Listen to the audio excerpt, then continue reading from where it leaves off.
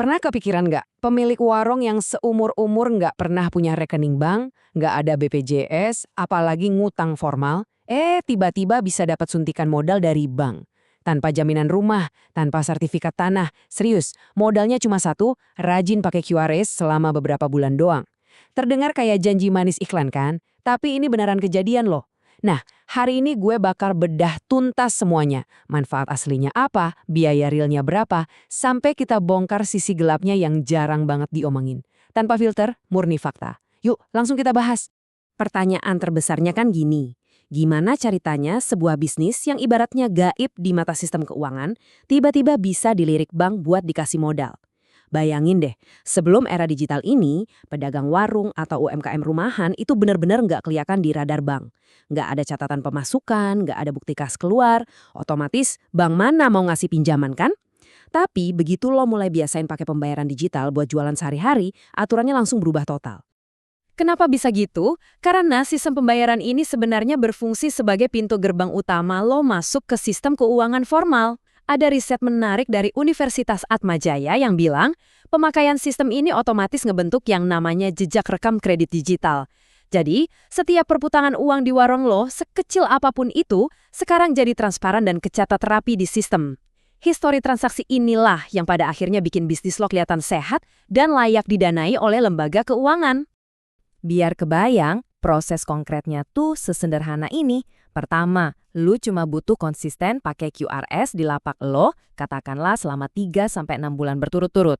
Kedua, biarin sistem bekerja ngebangun histori digital lo. Bank itu nggak cuma ngeliat duit yang masuk loh, mereka ngecek seberapa sering transaksi terjadi, pola pembeli, sampai jam berapa aja warung lo paling rame. Ketiga, berbekal data super lengkap tadi, layanan keuangan bakal nganalisis profil risiko usaha lo dengan sangat presisi. Dan boom, langkah keempat, lu tiba-tiba dapat penawaran modal usaha tanpa agunan. Proses cairnya juga bisa cepet banget, soalnya kelayakan lo udah keukur langsung dari kebiasaan jualan lo tiap hari. Nah, sekarang kita masuk ke topik yang paling sering bikin UMKM maju mundur, soal biaya. Gue tahu banget banyak yang masih parno dan kemakan mitos kalau pakai sistem ginian tuh potongannya gede dan bikin boncos.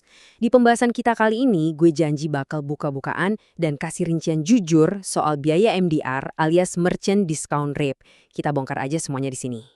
Ternyata hitung-hitungannya tuh sama sekali nggak semenakutkan yang orang bilang. Gini, buat lo para pelaku usaha mikro, kalau pelanggan lo belanja dengan nominal sampai Rp100.000, tebak berapa potongannya? 0% alias gratis tis-tis. Jadi kalau lo jualan nasi uduk, seblak, atau es kopi yang harganya 20 ribuan, pendapatan lo utuh nggak dipotong sepeser pun. Nah, kalau transaksinya di atas 100.000, potongannya juga super rendah, cuma 0,3%.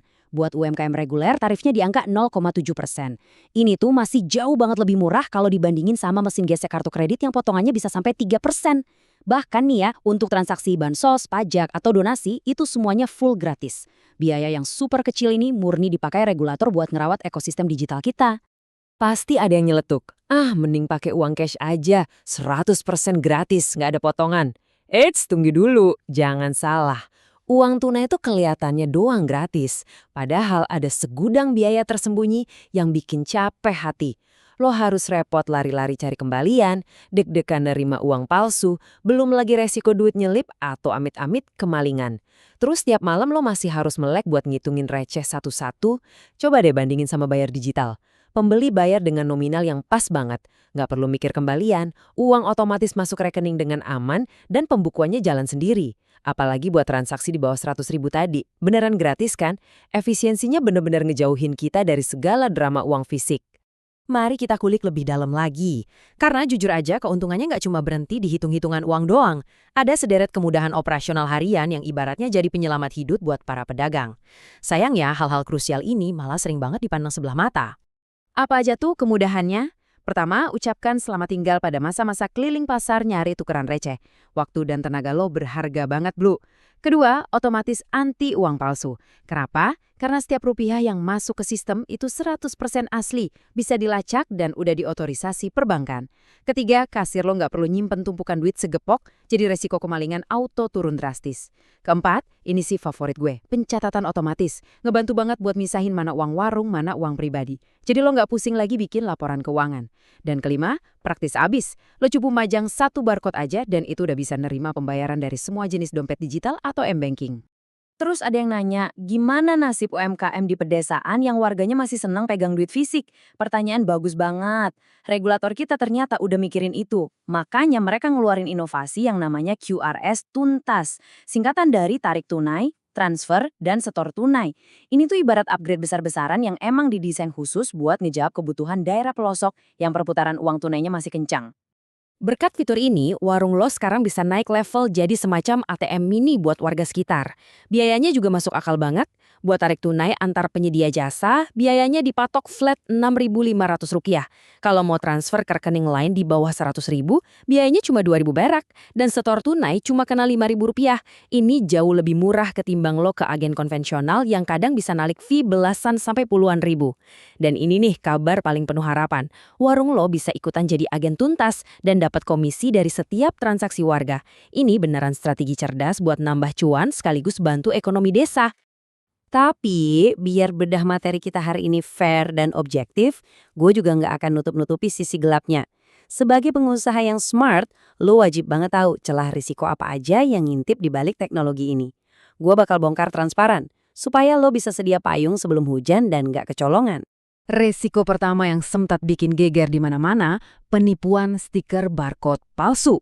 Modusnya licik banget. Penipu ini diam-diam nempel stiker buatan mereka persis di atas stiker warung lo.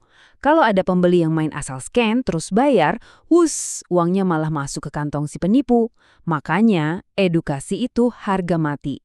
Selalu cerewetin pelanggan lo buat ngecek nama merchant di layar HP mereka sebelum mereka pencet tombol bayar. Kalau namanya beda, walau cuma beda satu huruf doang dari nama warung lo, langsung suruh mereka batalin transaksinya detik itu juga. Resiko kedua yang nggak kalah nyata adalah ketergantungan mutlak sama internet. Secanggih-canggihnya sistem pembayaran digital lo, semuanya bakal langsung lumpuh kalau tiba-tiba sinyal hilang atau server banknya lagi perbaikan. Makanya, lo tetap harus punya rencana cadangan. Selalu sediain duit tunai pecahan kecil di laci buat jaga-jaga kalau sistem beneran lagi ngambek. Jangan sampai deh lo kehilangan omset cuma gara-gara urusan sinyal yang lagi muter-muter. Kalau kita ambil benang merahnya, kesimpulan dari riset Universitas Atmajaya yang kita bahas tadi itu valid banget. Beralih ke pembayaran digital tuh bukan cuma soal gaya-gayaan biar dibilang kekinian.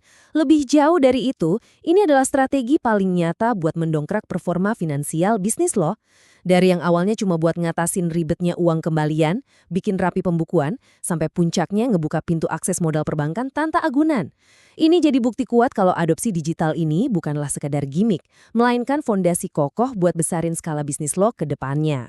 Nah, semua fakta di lapangan, data operasional sampai risiko-risiko tersembunyinya, udah gue gelar semua di sini secara faktual dan transparan. Sekarang, keputusan ada di tangan lo. Apakah bisnis lo bakal terus bersembunyi sebagai bisnis gaib yang cuma jalan di tempat, atau lo siap nyetak jejak digital dan melesat naik kelas? Keputusannya ada di lo. Oke, sampai jumpa di bedah materi seru kita selanjutnya.